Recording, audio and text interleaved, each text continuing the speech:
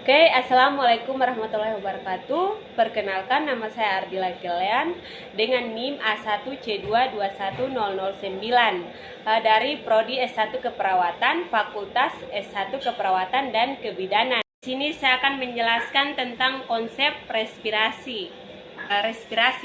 Respirasi adalah suatu proses mulai dari pengambilan oksigen, pengeluaran karbohidrat hingga penggunaan energi di dalam tubuh.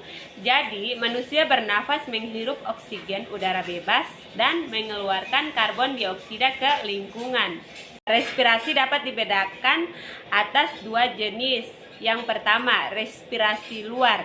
Respirasi luar merupakan pertukaran oksigen dan karbon dioksida antara darah dan udara.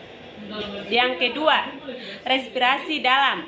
Respirasi dalam merupakan pertukaran oksigen dan karbon dioksida dari aliran darah ke sel-sel tubuh. Di dalam mengambil nafas ke dalam tubuh dan membuang nafas di udara dilakukan dengan dua cara pernafasan, yaitu yang pertama respirasi atau pernafasan dada yang terdiri atas satu otot antar tulang rusuk keluar berkontraksi atau mengerut.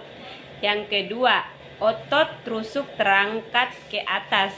Yang ketiga, rongga dada membesar yang mengakibatkan tekanan udara dalam dada kecil sehingga udara masuk ke dalam badan. Yang kedua, respirasi atau pernafasan perut terdiri atas tiga, yaitu yang pertama otot diafragma pada perut mengalami kontraksi. Yang kedua, diafragma datar.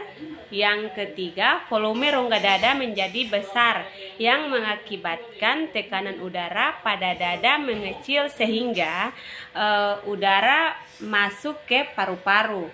Di normalnya manusia butuh kurang lebih dari 300 liter oksigen per hari.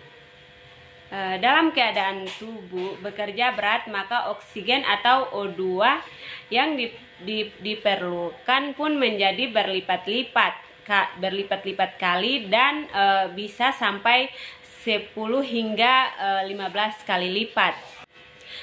Ketika oksigen tembus selaput alveolus, hemoglobin akan mengikat oksigen yang banyak akan disesuaikan dengan besar kecil tekanan udara.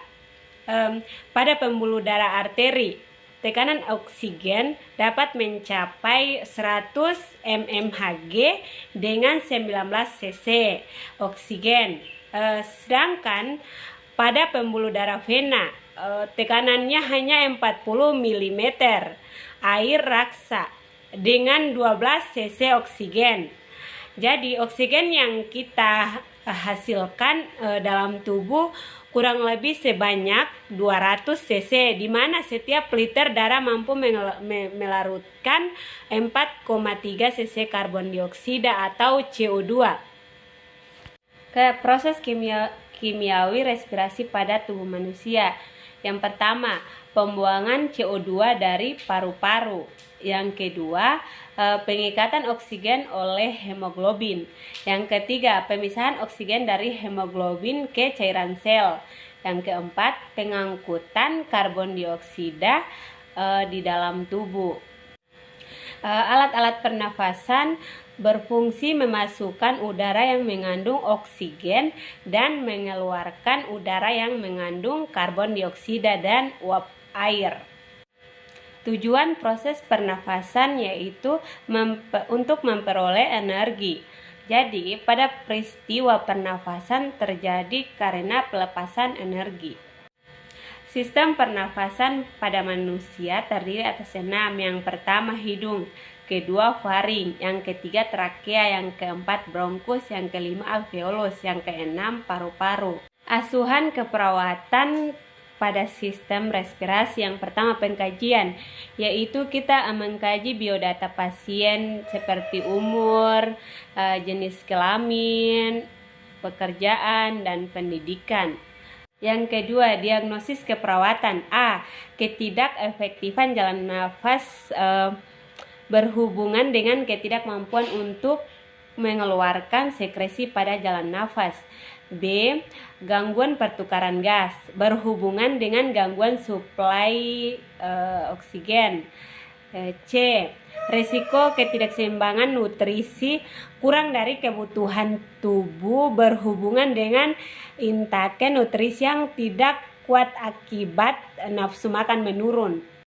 3. Rencana keperawatan. Yang pertama, mengatur pola nafas. Yang kedua, mengatur bunyi nafas tambahan. Yang ketiga, mengatur sputum. Tindakan untuk mengatasi masalah sistem respirasi. Yang pertama, hindari paparan polusi yang terlalu lama dan sering. Yang kedua, selalu gunakan masker, terlebih saat berada di lingkungan berpolusi. Yang ketiga, hindari merokok dan terkena asap rokok. Yang keempat, berolahraga secara teratur untuk menjaga paru-paru tetap sehat. Yang kelima, rutin mengonsumsi makanan sehat seperti buah dan sayur. Baik, itulah tadi hasil presentasi video tentang respirasi dari saya. Wabillahi taufiq wal hidayah. Wassalamualaikum warahmatullahi wabarakatuh.